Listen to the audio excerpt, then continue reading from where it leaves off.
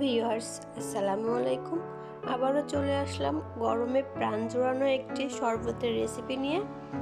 আজকে আমি তৈরি করে দেখাবো কাঁচা আমের টক ঝাল মিষ্টি শরবত। আর এই গরমে এই কাঁচা আমের শরবত খেলে মন প্রাণ দুইটাই একদম জুড়িয়ে যাবে। আর এটা তৈরি করা একদমই সহজ। তাহলে চলুন কিভাবে এই মজাদার রেসিপিটি তৈরি করা হয় দেখে নেওয়া যাক।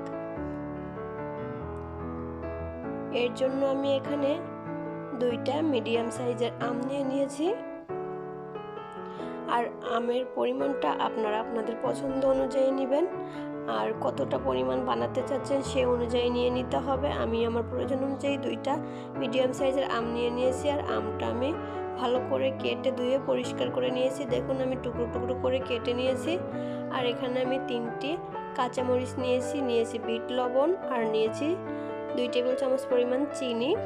এই সবগুলো আমি একটি ব্লেন্ডার জুসের জগে নিয়ে নিব। প্রথমে আমি কাঁচামরিচ দিয়ে দিলাম। কাঁচামরিচগুলো আমি একটু ভেঙে দিয়ে দিয়েছি। এবার দিয়ে দিব কাঁচা আমের টুকরো। এখানে আমি 3টি কাঁচামরিচ নিয়েছি। আর কাঁচামরিচের ঝালটা খুব একটা বেশি ছিল না, সেজন্য আমি 3টি নিয়েছি। আপনাদের কাঁচামরিচের ঝালটা যদি বেশি থাকে সেজন্য আপনারা 1টি নিলেই হয়ে যাবে। এখানে দিয়ে দিলাম 1 চা চামচ পরিমাণ বিট লবণ, আর দিয়ে দিব স্বাদ মতো চিনি 2 টেবিল চামচ পরিমাণ দিয়ে দিয়েছি। আর দিয়ে দিব ফ্রিজের ঠান্ডা পানি।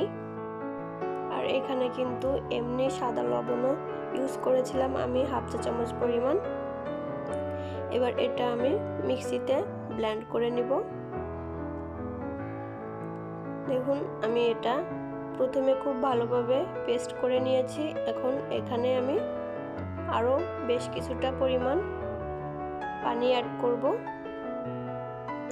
প্রথমে আমি অল্প পরিমাণ পানি দিয়ে এটা সুন্দর স্মুথ একটি পেস্ট তৈরি করে নিয়েছি। এখন পরিমাণ মতো পানি দিয়ে দিব। আর অবশ্যই টেস্ট করে পানিটা অ্যাড করবেন, একবারে বেশি পানি দিতে যাবেন না। টক ঝাল মিষ্টির পরিমাণটা ঠিক রেখে পানিটা দিতে হবে।